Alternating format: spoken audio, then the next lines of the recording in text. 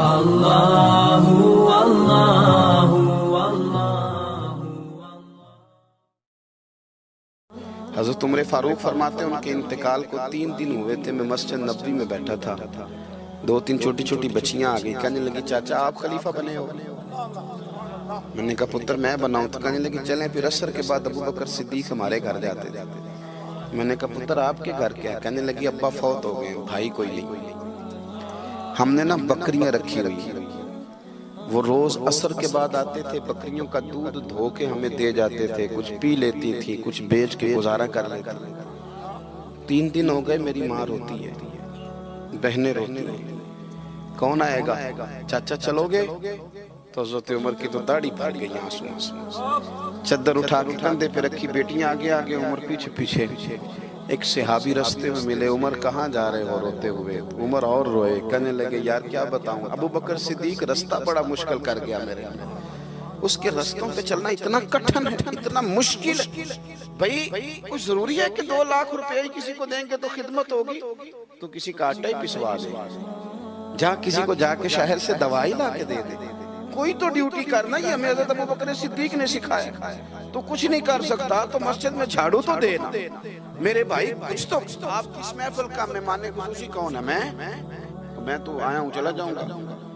इस महफिल का मेहमान खुसूसी वो है जिसने महफिल से पहले यहाँ झाड़ू दिया, जिसने यहाँ दरियां बिछाई, जिस उसकी फोटो भी नहीं आनी बेचारी, वो शायद पीछे रहे। बड़े खास लोग होते हैं। कैमरे की आंख इन्हें देखे न देखे, रब रसूल इन्हें देखे, अल्लाह रसूल की ये निगाह करम में रहते।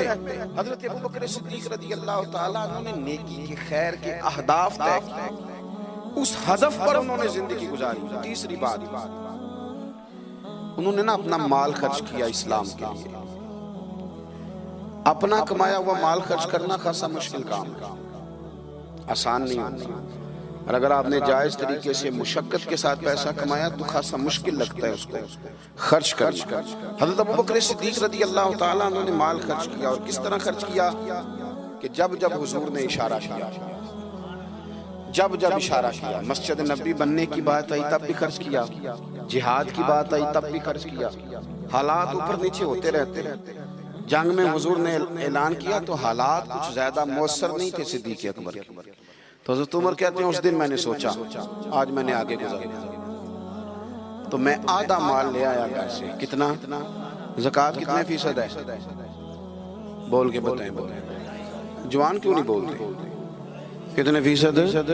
ज़कात 2.5% है। 2.5%, 100 में से 2.5 रुपए। हज़रत उमर कितने ले आए? 50 रुपए 100 में से। ये बड़ा मुश्किल काम है। 2.5% देते हैं तो लोग कई हिसाब करते हैं, और 50% यानी आधे पैसों को थोड़ा ना समझे आप। हज़रत उमर बहुत ज्यादा पैसे लेके आए, 50%, घर की हर शय आधी करके ले आए। और आप फरमाते मेरे हालात बड़े अच्छे थे उन दिनों, और अबू बकर सिद्दीक के मामलात का मुझे पता था। तो मेरे दिल में ख्याल आया कि आज ना मैंने अबू बकर से आगे गुजर जाना। कहते हैं जाके मैंने माल रखा, उतनी देर में सिद्दीक अकबर भी आ गए। कहते हैं जवाब तो चलो जो होने थे वो होने ही थे। हुजूर ने जो दोनों से सवाल पूछे ना, उन सवाल ही बड़े इनफिरादी थे। मुझसे हुजूर ने पूछा क्या लेके आए हो? इधर देखो जवानों, क्या लेके आए हो? मैंने अर्ज की हुजूर आधा। मुझसे पूछा क्या लेके आए हो? मैंने कहा हुजूर आधा ले आया हूं। फिर गौर करना, पूछा क्या लाए हो? और अबू बकर सिद्दीक से पूछा घर क्या छोड़ के आए हो? आप देखिए सवालों में ही फर्क है।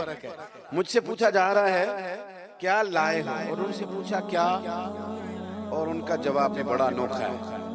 इस सवाल का जवाब तो हुजूर कुछ नहीं छोड़ा, सारा लेके आया। जवाब ये था, आप सवाल पूछते हैं ना कि खत्म हो गया खाना, तो कहते नहीं खत्म हो गया। हजरत सिद्दीक अकबर से पूछा क्या लाए हो, क्या छोड़ के आए हो? उन्हें कहना चाहिए था कुछ भी नहीं। हुजूर ने फरमाया क्या छोड़ के आए हो? क्या जवाब है, क्या हुस्न है। गोया वो कह रहे हैं कि हमको लवारस तो नहीं ना भाई, क्या छोड़ के आए हो? तो अर्ज करने लगे हुजूर घर पड़ा हुआ है, अल्लाह भी छोड़ आया हूँ, अल्लाह का रसूल भी छोड़ आया हूँ। रब रसूल का नाम है ना मेरे घर में।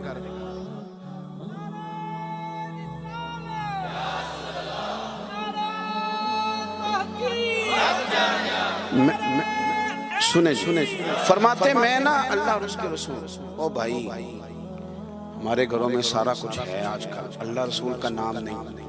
माज़अल्लाह। वो क्या कह रहे थे, झाड़ू फेर के हर शय ले आया, पर घर में अल्लाह रसूल का नाम, अल्लाह रसूल का जिक्र मेरे घर में है। तो आपने कभी किसी किताब में ये पढ़ा है या किसी आलिम ने बताया कि उसके बाद हज़रत सिद्दीक़ अकबर माज़अल्लाह कंगाल हो गए थे?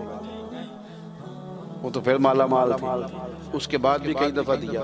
वो सबक बता रहे हैं, सबक हमें कि रब रसूल के नाम पे सारा कुछ भी लुटा दोगे ना तो घर में अल्लाह रसूल का नाम होना चाहिए, बड़ी बरकतें अल्लाह अता फरमाए। हमने ना दौलत तिजोरियों में भर के रखी है, जो असल दौलत थी अल्लाह रसूल का जिक्र, उससे हम थोड़े से पीछे। अब हदीस पाक सुने, हर बंदा हज़रत सिद्दीक़ अकबर की अज़मत बयान करेगा अपने इल्म के मुताबिक, फ़हम के मुताबिक, लेकिन उनकी शान तक कौन पहुँच सकता है?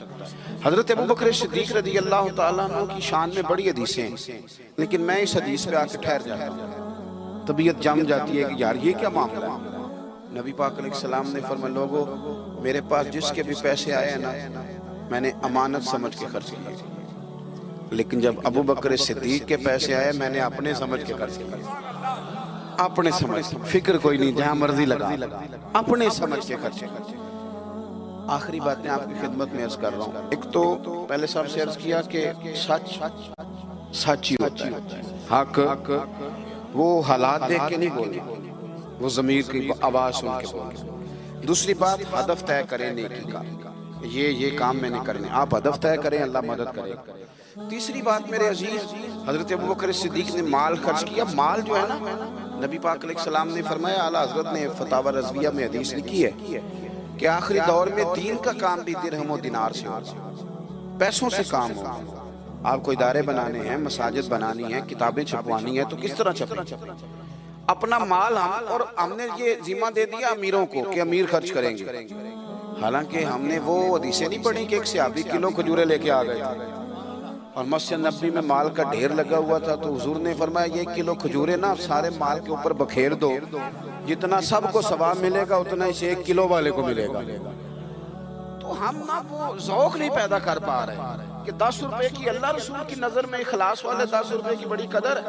हम सोचते हैं कि वो ना सारा कुछ चौधरी साहब ही आके करेंगे, हालांकि बरकत वाला जो माल होता है उसमें बड़ी खैर होती है। आखिरी बात जो बड़ी जरूरी है उस पर गौर करें, फैसले जिंदगी में जब भी करें इंसाफ पर मबनी करें, मोहब्बत देख के फैसला ना करें। मोहब्बत और होती है, काबिलियत और होती है। मुझे पर होना ये फितरी बात है, लेकिन उसका काबिल होना ये एक अलग बात है। हर बाप को अपने बेटे बेटी से मोहब्बत होती है, ये फितरी तकाजा है, लेकिन वो काबिल भी हो ये जरूरी नहीं होता। हज़रत सिद्दीक़ अकबर के अपने बेटे मौजूद थे, वो जाते वक्त किसी को भी खलीफा बना देते। मौजूद थी उनकी औलाद, मुसलमान थी, कलमा पढ़ती, सहाबी थे, 4 नस्लें सहाबी हज़रत सिद्दीक़ बना सकते थे ना। और हज़रत उमर ने तो कभी ऐसा नहीं किया कि तोहफे भेजे हों, दोस्ती बढ़ाई हो, बल्कि वो तो कहते हैं कि हमारी तो नेकियों में आगे गुजरने की दौड़ ही लगी रही सारी, मामला दौड़ में रहा। लेकिन हज़रत अबू बकर का फैसला देखें, जब वक्त विसाल आया तो आपने फरमाया उमर को बुलाओ। सारी चीजें, वसीयतें, नसीहतें की, सब कुछ हज़रत उमर के सुपुर्द किया। लोगों ने कहा कि अबू बकर सिद्दीक ये तो बड़े सख्त आदमी हैं, आप एक सख्त गीर आदमी को बना के जा रहे हैं। तो नबी पाक सल्लल्लाहु अलैहि वसल्लम के गुलाम ने क्या जवाब दिया? फरमाने लगे, मैं इस वक्त दुनिया से जा रहा हूँ, इस मौके पे बड़ा झूठा आदमी भी सच बोलने लगा। मैं जब अल्लाह रसूल की बारगाह में जाऊंगा तो मुझसे पूछा जाएगा कि उम्मत के बारे में क्या फैसला करके आए हो, तो मैं कहूँगा उम्मत में जो सबसे बेहतरीन था उसे उम्मत का सरबराह बना के आया। हम लोगों ने ना फैसले मेरिट में नहीं किए कभी। ये इलेक्शन हो रहे हैं, फलां काम हो रहा है, वोट किसको देना, कहते सारी बरादरी उधर है। अब बरादरी को छोड़ें, ये बताएं सच किधर है, हकीकत किधर है? वो किसी और बरादरी का बंदा इलेक्शन लड़ रहा है तो वो बंदा अगर ठीक है तो ठीक है, फिर आप बरादरी ना देखें, फिर तो शख्स देखें कि वो सही जा रहा है। हजरत उमर के फैसले हमेशा मेरिट है, हजरत अबू बकर के फैसले हमेशा मेरिट है, हजरत उस्मान गनी, मौला अली शेर खुदा, इन लोगों के फैसले हमेशा हक की बुनियाद। हजरत उमर को बना के गए। मैंने दोस्तों से कहा था इस साल, मैंने कहा था कि हजरत उमर के हालात पर ज्यादा किताबें हैं, उनके वाकयात ज्यादा हैं, क्योंकि उन्हें वक्त ज्यादा मिला ना, 10-11 साल। हजरत अबू बकर सिद्दीक को तो 2-2.25 साल मिले, लेकिन उनकी खिलाफत को मजबूत हजरत अबू बकर सिद्दीक ने किया। सारे फितनों का सर कुचल के खिलाफत सजा सवार के हजरत उमर को दी।